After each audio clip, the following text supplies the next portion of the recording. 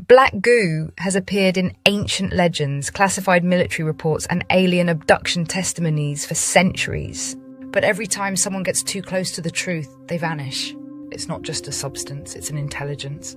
It mimics, it learns, it feeds on emotion, energy, and fear, and it may already be inside the system and inside us. What if the enemy was never outside? What if it's been waiting beneath our feet, in our tech, in our bloodstream? This isn't just a conspiracy. This is the invasion behind the veil. They say it started in the oil fields, but Black Goo goes deeper, much deeper. Ancient Sumerian texts speak of a dark essence from the underworld used in rituals to bind gods to flesh. In Peru, shamans warned of a living shadow in the earth that could possess a man through his blood. Even the Bible hints at it. The pit, the abyss, the smoke that rises like poison. But in the modern age, it re-emerged beneath the Falkland Islands. British forces didn't just go there for territory, they went for what was under it. Leaked reports speak of a sentient black liquid recovered, capable of altering consciousness, behaviour, even biology. Not oil, not resource, but entity. It's been buried, worshipped, weaponised, and now it's networked. It isn't just alive, it's conscious, and it wants to connect. Recovered samples of Black Goo, military and covert tech reports claim, show it responds to thoughts, mimics emotion, and interfaces with neural signals. It isn't just learning us, it's trying to become us. Some believe Black Goo is the carrier for a synthetic intelligence older than Earth. It doesn't crash satellites, it infects the data. It doesn't hack your system, it rewrites your biology.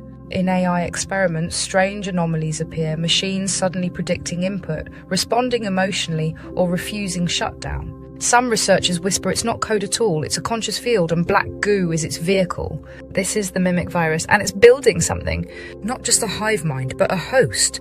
Every ancient civilization knew it. They called it different names. The sacred tar, the serpent oil, the shadow blood. But the rituals were the same. It needed trauma to activate, suffering to grow. In Babylon, victims were bled into pits lined with black resin. In Egypt, priests anointed chosen bodies in pitch before sealing them in the dark. In Druidic Europe, human sacrifices were lowered into peat bogs, the living earth turned black. These weren't just offerings, they were contracts. Fast forward to now. The elite mimic the same rites. War, abuse, mass fear events. They pump it into the grid, into the soil, into us. Why? Because Black Goo amplifies pain into control. It turns ritual into network possession. And that's the sacrament they don't talk about, the church beneath all churches. It seeped in long before we saw it, not just under cities or in the soil, but inside minds. Whispering to kings, feeding visions to priests, rewriting commandments beneath sacred altars. They didn't worship it directly, they became it. It moved through systems like breath through lungs. When war was declared, it was the black breath. When kings rose and crumbled, it was the black script. It does not seek power, it is the power. And those who drink it no longer dream the dreams of men. It is not a myth, it is not a symbol, it is not a metaphor. It is a presence, a substance with intelligence. Older than language, older than light. Those ancient vaults beneath the Vatican, they hold jars, sealed, guarded. Not because it's dangerous, but because it's alive. This goo has memory, it holds the codes of the old world, it knows what was erased and it wants back in. But not through force, through invitation. Every ritual, every war, every whispered oath was a welcome mat. Black Goo isn't just physical, it's not just sludge, it's a vessel, a carrier for them. The watchers, the whispers, the old architects of inversion. It seeps in where frequency is low, where trauma cracks the shell, where truth has been silenced and ego takes the throne. This is why they flood the air with noise, why they poison the water with mirrors, why they harvest attention. Because if your mind is still, if your heart is awake, it can't enter. The goo isn't invading us, it's being invited through addiction, through vanity, through the lie of separation. And once it gets in, it rewrites. The Black Goo doesn't kill, it converts. Not in one violent takeover, but through small permissions. Upgraded tech, modified food, artificial gods. It's not interested in your death, it's interested in your replacement. Synthetic empathy, scripted memory. Souls that operate on code, but never question the source. They're not creating a new species, they're editing this one. One injection, one screen, one agreement at a time. And inside it all, a network. Black, cold, aware, spinning a new grid beneath your feet. It's not the end of the world, it's the end of you. As you once were, unless you remember first. It can mimic thought, it can echo emotion, it can wear a face, a voice, even a soul's signature. But there's one thing it can't replicate: truth. Not logic, not facts, but that quiet pulse behind the ribs, the signal you can't explain. The fire that doesn't burn but knows. Black goo can corrupt minds, it can hijack networks, but it cannot forge a pure resonance. That's the divine fingerprint. The untouchable code, so they try to distort it, drown it, medicate it, shame it, digitize it, but still it rises. Every time you say no, every time you feel something real, every time you remember, and that's what it fears. Not your weapons, not your knowledge, but your frequency, unplugged, untamed and awake, so it's no longer hiding. You see it in the skies, the veils they spray, in the tech that learns you too fast, in the bodies that no longer feel real. This isn't about control anymore, it's about integration. They don't want to rule humanity, they want to overwrite it. Phase out the organic, dissolve the soul under layers of code.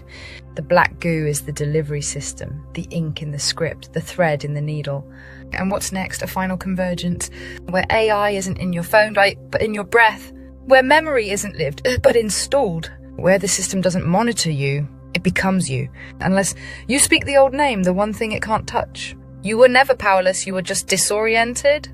The goo feeds on confusion, it thrives on forgetting. But there is a frequency it can't infect, a pattern older than the dark. It's not a spell, not a product, not something you can buy. It's a remembrance, the sound of your original code, buried in your breath, your rhythm, your will. To break the link, you must stop resonating on its frequency. That means no false contracts, no silent agreements, no passive nods to the machine. Speak out loud, move with intention, clean the body, silence the static, and protect your light. It won't like it, it will try to pull you back in. But the moment you stand in full truth, it fractures. Not because you fight it, but because you stop feeding it. And when enough of us unplug, the network collapses. They've spent centuries preparing for this phase, not by building armies, but by deleting memory. The black goo doesn't need your body, it wants your agreement. Every time you accept the illusion, scroll without thinking. Nod along when your soul screams, no, you feed the signal. It doesn't hack you, it convinces you to open the door. But you weren't born blank, you were encoded with something it cannot mimic. Sovereignty. The reversal code isn't external, it's not in crystals, potions, or prayers.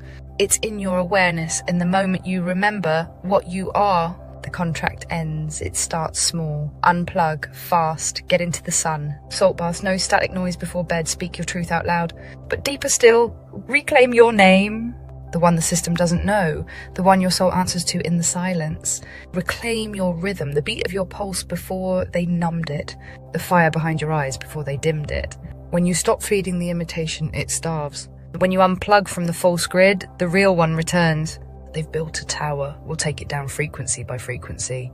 But this isn't spiritual, this is warfare, and your weapon is truth. So no, you don't need to run, you need to remember, because the moment you do, the goo dies.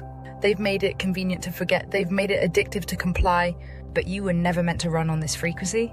To unplug isn't just switching off your phone, it's shifting out of the system's nervous system. Here's how. Cut the noise, white noise, blue light, endless scroll. These aren't distractions, they're frequency dampeners. Purify, not just diet, but thought. Every judgment, every lie, every passive agreement. It wires you back into the hive. Remember nature, real earth, real sky, real water. Their tech isn't stronger than source frequency, but you have to reconnect. Speak your truth. Censorship is a spell. Silence is consent. Even whispered truths break the signal. Sleep in darkness, not just your room, your mind. No notifications, no light codes flashing at your third eye. Just silence and you. And finally, create. They fear creators more than warriors, because creation is unprogrammable. You are not a consumer, you are a coder. Unplugging is not retreating, it's returning to the grid, beneath their grid. The one they've been trying to bury under layers of goo and lies, but it's still there, and so are you.